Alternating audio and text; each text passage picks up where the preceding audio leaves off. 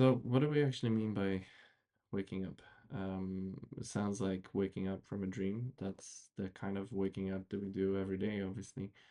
And there is a parallel there that's useful because just like in a dream, when we wake up from it, we realize that appearances were not necessarily what we took them to be. So there's a sense of seeing through the illusion. An illusion is not something that is not real, because that is a type of a bypass. And that's a pitfall that we can fall into, where suddenly we fall into nihilism and solipsism, even that there's nobody else but us, or that there is no ground reality at all. And so we can just discard the pain of our own pain and the pain of the world because nothing is real, right? And so that's not quite what illusion means. Illusion points to the fact that it's not what it appears to be. So at first, the sort of ground truth that we're, in a sense, conditioned to believe as we grow up is that I am this person, this character, I am this body, I am my thoughts, and I am my beliefs.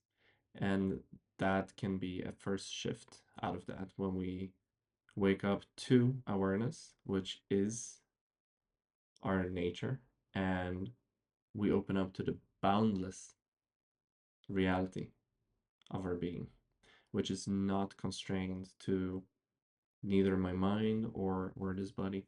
And what follows is this recognition that since we are awareness, awareness is actually primary.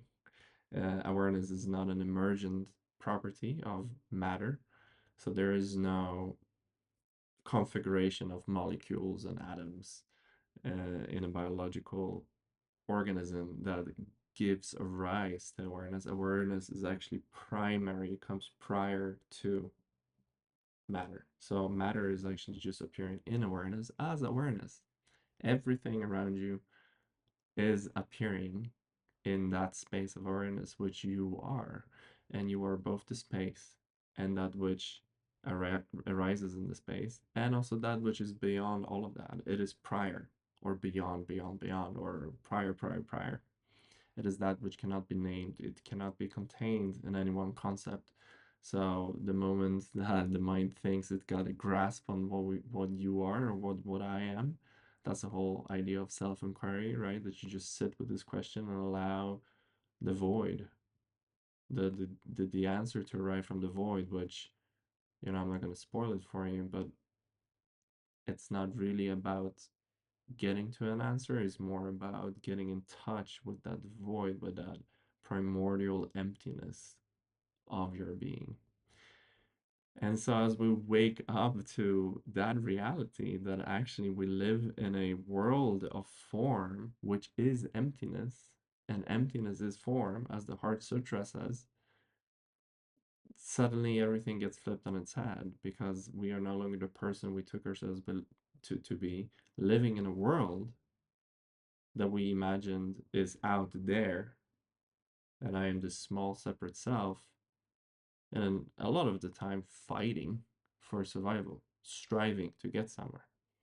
Instead, we realize that everything is the dream, is the dreamed, and there is no dreamer, there is just the dream.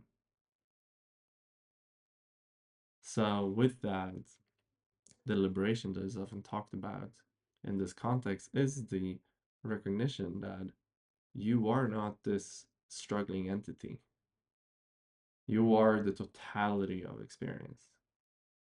And as this identification with the small self dissolves into the greater self, but ultimately no self, as steps on the path, there might be um, a identification rather than with the small self, with the universal self. But at some point, that too is sort of seen through, or disillusioned, or transcended. So whereas at some point there might be a beautiful getting in touch with God, or universal consciousness, which we feel ourselves to be part of, and there's that yearning for unity or communion with it or merging back into it, at some point we realize that there is no two. There is not me here and that unity over there that I strive to connect to. There is only that. That's a whole sense of non-duality. And it's a beautiful, breathtakingly beautiful love affair. And indeed, it is just love. This awake awareness, this space, everything arising as part of it is felt to be made out of love and beauty and awe and divine perfection, really.